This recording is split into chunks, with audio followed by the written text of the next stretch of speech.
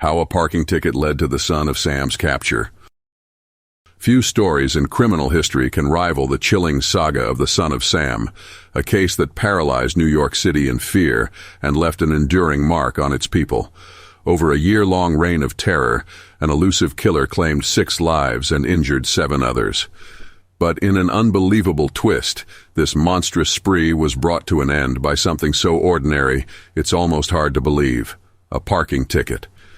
Today we unravel the suspense-filled tale of how a simple slip of paper unmasked one of the most infamous killers in American history.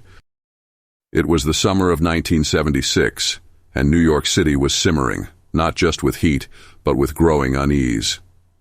A serial killer was on the loose.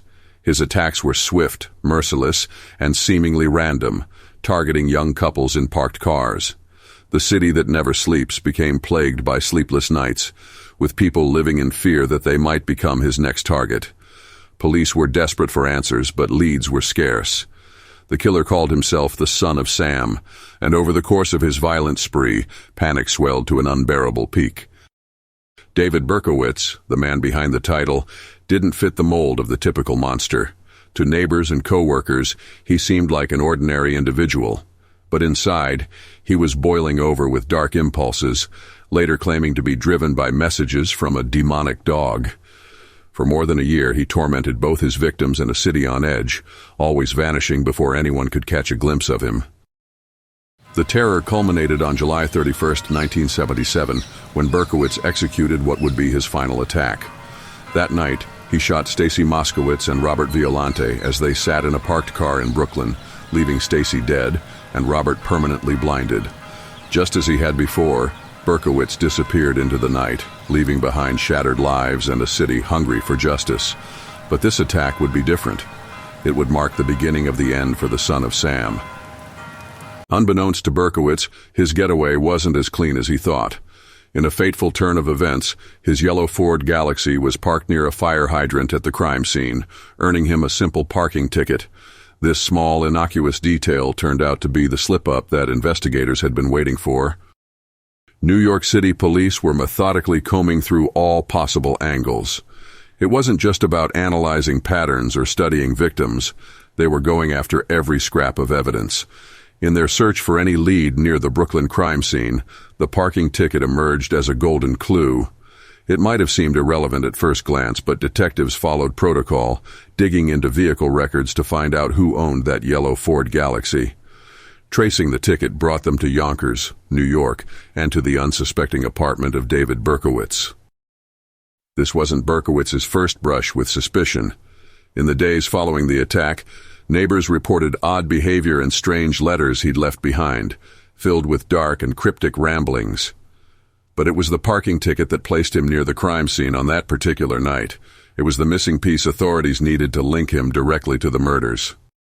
It all came to a head on August 10, 1977. Police prepared to approach Berkowitz outside his Yonkers apartment. Tension was high. This was their chance to apprehend a man who had practically held the city hostage for over a year. As authorities swarmed the area, they found Berkowitz sitting calmly in his car, his expression unreadable. Inside the car, they made a chilling discovery. A search revealed a bag brimming with evidence: a rifle, a revolver, maps of his crime scenes, and personal notes that connected his twisted mind to the reign of terror he had unleashed. Berkowitz didn't resist. When police confronted him, he offered an eerie and unforgettable response, smirking as he stated, "Well, you got me." It was over, just like that. The son of Sam had been caught. As the details emerged, the man behind the Son of Sam facade proved to be even more disturbing than anyone imagined. David Berkowitz was a postal worker, a typically mundane job that seemed to mask his true identity. But beneath the surface, Berkowitz claimed to be under the command of demonic forces. His stories grew even more bizarre as he described his neighbor's dog, Harvey, as the vessel for these sinister voices urging him to kill. Psychological experts would later describe Berkowitz as deeply unstable, likely working through severe delusions. Whether he truly believed his claims or constructed them as an excuse for his heinous actions remains a point of debate. Regardless, the hallmarks of his twisted psyche were laid bare for the world to dissect. The capture of the son of Sam ignited public and media hysteria. After enduring one of the darkest chapters in the city's history, New Yorkers were eager for every detail. Tabloids ran wild with headlines, and Berkowitz's unnervingly calm demeanor became the stuff of nightmares. Yet, amid the chaos, one detail emerged as the symbol of law enforcement's persistence: the parking ticket. How could something so seemingly mundane have brought down such a prolific killer? This revelation became the key focus of countless analysis pieces and discussions. It reinforced the idea that police work is rooted in meticulous attention to even the smallest details. Berkowitz pled guilty to the murders, sparing the public an extended trial but cementing his name in history. He was sentenced to 6 consecutive life terms, ensuring he would never see freedom again. Public outrage over the horror he had inflicted led to broader changes, including the infamous Son of Sam law, which prevented criminals from profiting off the media attention surrounding their crimes. Justice, in its way, had finally been served. Even now, decades later, the story of the Son of Sam continues to fascinate true crime enthusiasts and haunt the memories of those who lived through the ordeal. The case sparked sweeping changes in law enforcement methods and served as a chilling reminder that no killer, no matter how careful, is immune to mistakes. The infamous parking ticket stands as a testament to this.